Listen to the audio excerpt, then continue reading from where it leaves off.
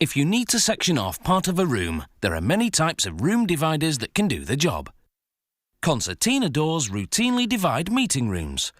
Sliding walls made up of multiple panels can easily split a large hall in half, or partition an office in no time at all. This particular company makes two types of room dividers: sliding panels, called operable walls, and concertina doors. Both have built-in soundproofing. The folding mechanism at the core of a concertina door is called a pantograph. It's made of flat steel bars riveted together in a crisscross configuration. A worker tightens the rivets just enough to hold the bars in position, without impeding their movement. Then he inserts pins along the top and bottom, securing them with steel retaining rings.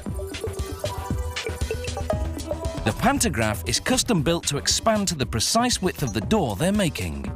The pins attach to the covers that will later sandwich the pantograph, forming the door's surface. To make those covers, they first make slats. This automated machine hot glues a band of cardboard onto a band of steel. Then a series of rollers progressively folds the sides upward, forming a steel edge around the cardboard. Finally, the machine cuts the continuous band into slats, whose length is the height of the concertina door they're making.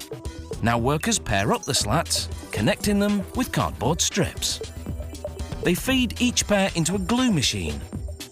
The slats come out adhered to a soft and flexible type of paper that's tear-proof.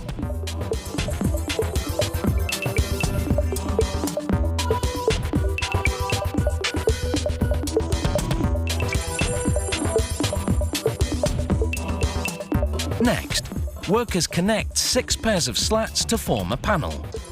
Then they glue on the decorative surface, in this case, commercial quality vinyl. To block sound from passing through the space above and below the concertina door, a worker glues a felt and vinyl strip to the top and bottom of each panel. After lining the inside of each panel with acoustic wool, a soundproofing material, another worker gathers the number of panels required for the door's width. He attaches them using industrial-strength steel staples. Then he slips U-shaped steel channels onto what will be the door's inside folds. Using an air-powered machine called a serter, he presses the channels tightly in place. Now he installs the pantographs. The height of the door determines how many. Using steel retaining rings, he locks the pantograph pins into holes on the channels. The second cover goes on the same way.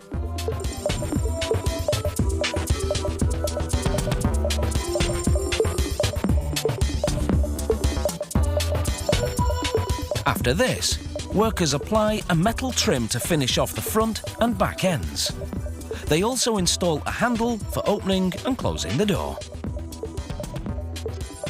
The door hangs by wheels attached to the top pantograph. Operable walls are made up of several sliding panels.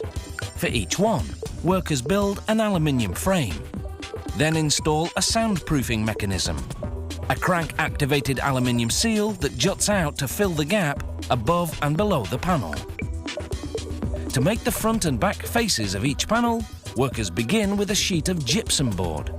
To one side of it, they glue a steel sheet that's at least 1 millimeter thick. This provides soundproofing.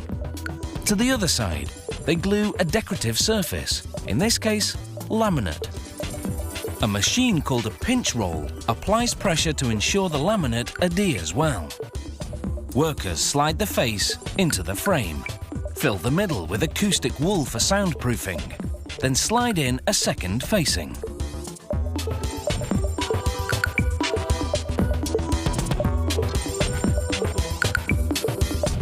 They close up the bottom.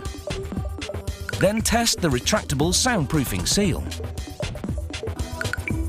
The last step is to install the wheels that run along a ceiling rail. An operable wall can have one or many types of faces, from fabric, mirror or galvanized steel, to blackboard, marker board or even cork bulletin board.